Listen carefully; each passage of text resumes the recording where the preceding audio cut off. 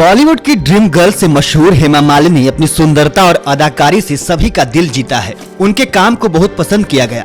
फिल्मी और राजनीतिक करियर में कामयाब रही हेमा के बारे में कम लोग ही जानते हैं कि वह कभी फिल्मों में आना ही नहीं चाहती थी।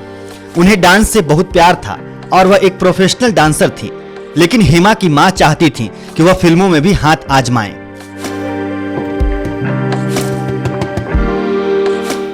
आज आपको उनकी लव स्टोरी और शादी से जुड़ा एक बेहद ही रोचक किस्सा बताने जा रहे हैं। दरअसल हेमा मालिनी और धर्मेंद्र की पहली मुलाकात फिल्म तुम हसीन मैं जवान के सेट पर हुई थी। इसके बाद इस जोड़ी ने 40 से ज्यादा फिल्मों में साथ काम किया।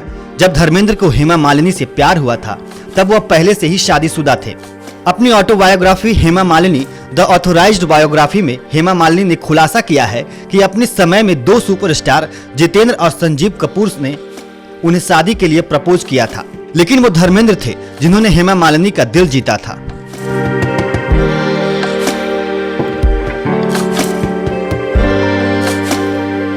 एक जमाने में हेमा मालिनी ने कई हिट फिल्मों में काम किया और उस समय हर कोई उनकी खूबसूरती का दीवाना हुआ करता था।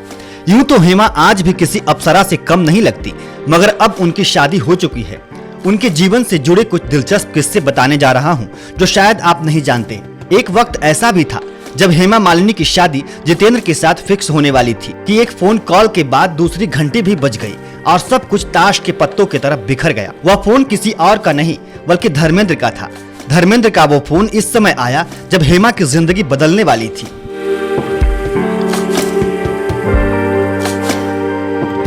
बता दें कि फिल्म सीता और गीता की शूटिंग के दौरान ही धर्मेंद्र और हेमा एक दूसरे के नजदीक आए थे। फिर इस जोड़ी ने साथ कई फिल्मों में काम किया और लगभग सभी फिल्में सफल भी हुई। दर्शकों को भी इनकी जोड़ी बेहद पसंद आने लगी। इसके साथ ही धीरे धीरे धर्मेंद्र और हेमा मालिनी का रिश्ता भी मजबूत होता चला गया। इसी दौरान बॉलीवुड एक्टर जितेंद्र का दिल भी हेमा पर आ चुका था। एक बार मद्रास में हेमा के घर पर दोनों के परिवार आपस में मिले और दोनों की शादी की चर्चा चलाई। दरअसल जितेंद्र चट मंगनी और पट शादी करना चाहते थे, क्योंकि उन्हें डर था कि कहीं मंगनी के बाद हेमा का मन बदल न जाए। दोनों की शादी लगभग तय ही होने वाली थी कि अचानक हेमा के टेलीफोन की घंटी ने सब कुछ बदल दिया। इसी बीच एक और फोन की घंटी बजी। इस बार फोन लाइन पर धर्मेंद्र नहीं बल्कि लंबे समय से जितेंद्र की गर्लफ्रेंड रही एयर होस्टेस शोभा सिप्पी थी। शोभा को भी इस बात के बारे में सब पता चल गया था। उन्होंने भी हेमा से फोन कर कहा कि वो कोई जल्दबाजी में आकर कदम न उठाएं।